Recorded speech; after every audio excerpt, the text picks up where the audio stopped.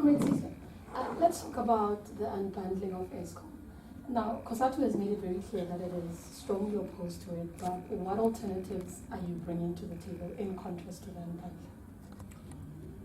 Well, for us, unbundling just doesn't address the issues that we have been talking about at Eskom. It does not talk to the funding model, because we understand to a certain extent how Eskom ended up here. You'll remember that the idea was always that Eskom needed to electrify the corners of the country that were previously abandoned.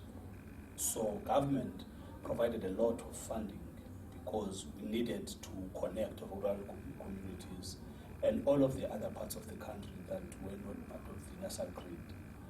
So, but now that we have achieved quite an extensive success on that front, we need to then find out how do we ensure that now the people who are connected are able to pay, or those who cannot afford to pay remain connected. So unbundling just doesn't get to that level where it addresses what is the really fundamental problem of the power utility, which is its funding model going forward. Secondly, one of the problems we have with unbundling is the fact that you are talking about a bloated wage bill of the power utility, yet you are talking about unbundling. It means now we are going to have three boards that are going to run these three utilities or subsections of the power utility. And secondly, you are going to employ more senior executives. And if you look at the packs and the packages of the people at the top, it doesn't make sense when you are trying to cut costs. So we just do not believe it makes sense to unbundle. No one has made a coherent and convincing argument so far. Our idea has always been that, firstly, before you get to a process where you say you know what needs to be done, have a forensic audit first. Let's find out what has gone wrong, who has done what, why, and then we hold those people accountable. Because the looting of Eskom has not necessarily just been about wayward technocrats and bureaucrats. It has also been about a corrupt private sector that has benefited from signing exorbitant coal contracts overall. But also, you look at the amount of money that has been spent to build Metupi and Usi with design flaws. Who was responsible for that? How did we pay people who had failed to deliver on these specifications that were given to them? So, for COSATU, we feel that we first need a forensic audit that is going to give us a sense of what is wrong with Eskom and what has gone wrong. And then we can then come out with a formula of how to fix that, because we are informed by the facts. So far, people are really not informed by the facts. There's a lot of speculation. People are making assumptions. And most of them actually are just driven by their ideological grounding to say, if you are turning anything around, you have to reduce the workforce. That is a formula that has been adopted. We just don't think that is going to work with Eskom. Anyway, we're not going to accept it. Things that you were vocal on is the appointment of a CEO at Eskom. Now, on Monday, the minister, Pravin Gordhan, he announced the appointment of Mr. Andrew de Ruyter. What is COSATU's view about his appointment? Look, we note it. We are just happy that we have someone permanent now to run the power utility. That is what we've been calling for. We need to get on with the business as soon as it takes over in January. We all need to get on with the business of fixing the power utility. We cannot afford load shedding as a country, but also as an economy. I mean, this is costing jobs. So we wish him well. We hope that he succeeds. We have been experimenting a lot over the last couple of years with how to fix the power utility. We hope that he's going to familiarize himself with the power utility and the sector that is the energy sector, because he doesn't have an experience of working in the energy sector. But more than anything else, we would really like to encourage him to implement the Institute of Forensic Audit, because for him to come with a plan, it has to be informed by the reality on the ground. If you fail to diagnose the problem, you are going to keep coming out with solutions that do not work. Also, we would have preferred that we have been bought. the fact that he's being forced to work with a board that has been there for 2 years. What is even worse about this board is not only that they have failed to actually manage the resources, the power utilities are still using 20 billion a year. They have also failed to fix the issue of load shedding.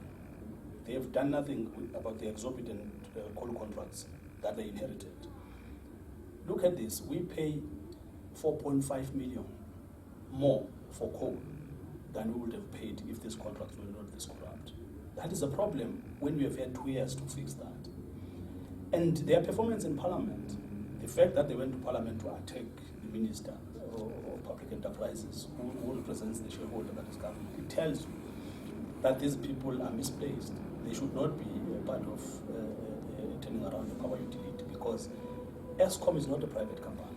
It is an SOE, and they are bringing private sector principles and attitudes, and that is going to be a problem, because we want people who are going to acknowledge the developmental role of Eskom and say we are fixing an SOE that has to function efficiently, deliver on the mandate, but at the end of the day, help government to achieve its developmental agenda. So that is what we want.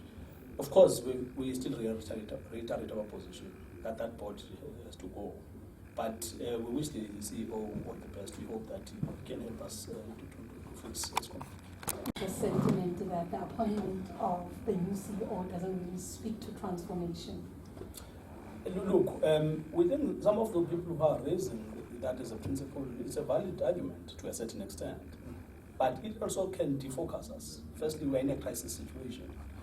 So in a crisis situation, we have to work with priorities. We have to understand what is it that comes first. What comes first now is for us to make sure that we deal with the debt of the power utility. We stop it from hemorrhaging resources and we fix load shedding. Now, are we abandoning transformation? No, not at all. We are fully behind transformation.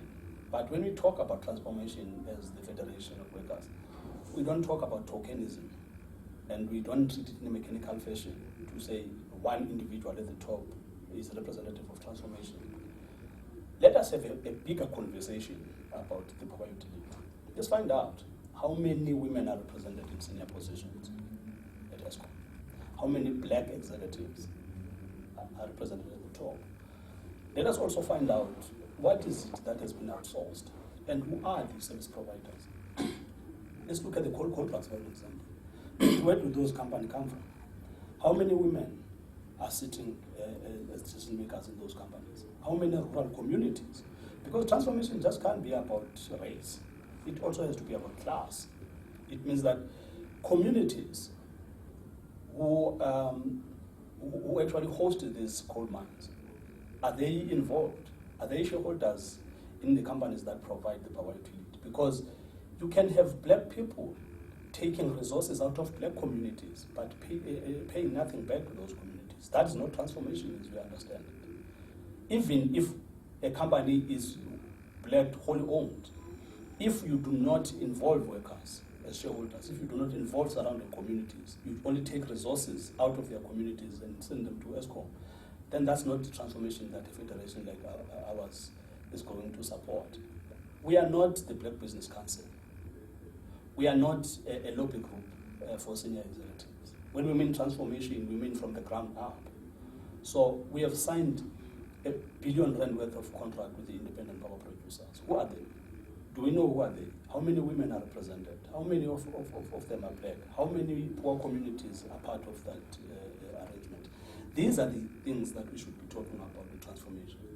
Talking about one individual at the top can actually defocus us.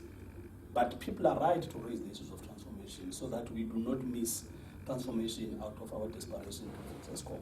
But fundamentally, transformation is bigger than that. It is not just about the color of someone's skin. It is about the class. It is about bringing rural people, empowering them, making sure that they are part of mainstream economy.